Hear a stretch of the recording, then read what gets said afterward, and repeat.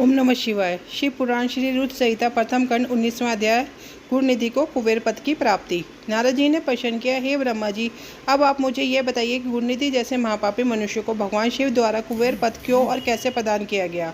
हे प्रभु, कृपा कर इस कथा को भी बताइए। ब्रह्मा जी बोले, नारद, शिवलोक में सारे दिव्य भोगों का उपभोग तथा उमा महेश्वर का सेवन कर वह अगले जन्म में कलिंग के राजा अरिंदम का पुत्र हुआ। उसका नाम दम था। बालक दम की भगवान शंकर में असीम भक्ति थी।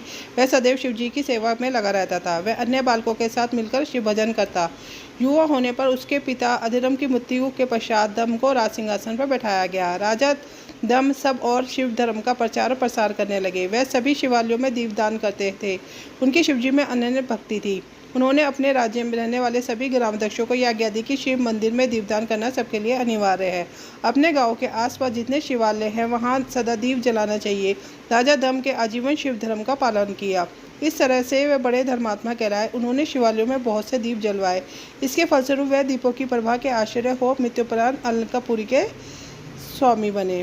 ब्रह्मा जी बोले, हे नारद, भगवान शिव का पूजन व उपासना महान फल देने वाली है। दीक्षित के पुत्र गुरुनिधि ने जो पूर्ण और धर्मी था, भगवान शिव की कृपा पाकर दिव्यफल का पद पा लिया था।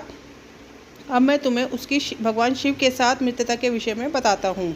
नारद, बहुत समय पहले की बात है। मेरे मानस पुत्र पुलत्स्य से विश्व का जन्म हुआ और विश्व के पुत्र कुबेर हुए। उन्होंने पूर्वकाल से बहुत कठोर तप किया। उन्होंने विश्वकर्मा द्वारा रचित अलका कुमारी का उपभोग किया।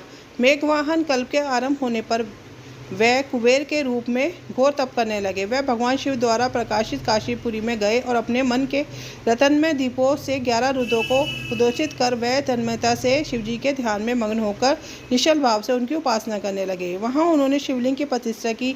उत्तम पुष्पों द्वारा शिवलिंग का पूजन किया। कुबेर पूरे मन से तप में लगे थे। उनके पूरे शरीर में केवल हड्डियों का ढांचा था, चमड़ी ही बची थी। इस प्रकार उन्होंने 10,000 वर्षों तक तपस्या की। तत्पश्चात भगवान शिव अपनी दिव्य भक्ति उमा के भव्य रूप के साथ कुबेर के पास गए। अलकापति कुबेर मन को एकाग्र कर शिवलिंग के पास ने तपस्या में लीन थे। भगवान शिव ने कहा, अलकापति, मैं तुम्हारी भक्ति और तपस्या से प्रसन्न हूँ। तुम मुझसे अपनी इच्छा अनुसार मांग सकते हो। यह सुनकर जैसे ही कुबेर ने आंखें खोली तो उन्होंने अपने सामने भगवान नीलकंठ खड़े दिखाई दिए। उनका तेज सूर्य के समान था। उनके मस्तक पर चंद्रमा अपनी चांदनी बिखेर रहा था। उनके तेज से कुबेर की आंखें चुतिया गई। तत्काल उन्होंने अपनी आंखें बंद कर ली। वह भगवान शिव से बोले, भगवान, मेरे नेत्रों को वह शक्ति दीजिए जिससे मैं आपके चरण बिंदों का दर्शन कर सकूं। कुबेर की बात सुनकर भगवान शिव ने अपनी हथेली से कुबेर को स्पर्श कर देखने की शक्ति प्रदान की। दिव्य दृष्टि प्राप्त होने पर वह आंखें फाड़ फाड़ कर देवी उमा की ओर देखने लगा। वह सोचने लगी, भगवान शिव के साथ वह सर्व सुंदरी कौन है। उसने ऐसा कौन सा तप किया है कि उसे भगवान शिव की कृपा से उनका सौभाग्य और सौभाग्य प्राप्त हुआ है। वह देवी उमा को निरंतर देखते जा रहे थे। देवी को घूरने के कारण उनकी बाई आँख फूट गई। शिवजी ने उमा से कहा, उमा, ये तुम्हारा पुत्र है। यह तुम्हें कूट दृष्टि से नहीं देख रहा है।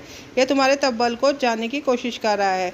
फिर भगवान शिव ने कुबेर से कहा, मैं तुम्हारी तपस्या से बहुत प्रसन्न हूँ। मैं तुम्हें वर देता हूँ कि तुम समस्त निधियों और गुहा शक्तियों के स्वामी हो जाओ। सुबह यक्षों और किन्नरों के अधिपति होकर धन के दाता बनो। मेरी तुमसे सदा मित्रता रहेगी। मैं तुम्हारे साथ सदा निवास करूंगा, अर्थात तुम्हारे स्थान अलकापुरी के पास ही मैं निवास करूंगा। कुबेर, अब तुम अपनी माता उमा के चरणों में प्रणाम करो। ये तुम्हारी माता है। ब्रह्मा जी बोले, नारद, इस प्रकार भगवान शिव ने देवी से कहा, देवी, ये आपके पुत्र के समान है। इस पर अपनी दया दृष्टि करिए और कृपया कीजिए। सुनकर उमा दे बोली, बस से तुम्हारी भगवान शिव में सदैव निर्मल भक्ति बनी रहे। बाई आँख फूट जाने पर भी तुम एक ही पिंगल नेत्र से युक्त रहो। महादेव जी ने जो वर तुम्हें प्रदान किए वह सुलभ हो। मेरे रूप से ईश्वर के कारण तुम कुबेर नाम से प्रसिद्ध होंगे।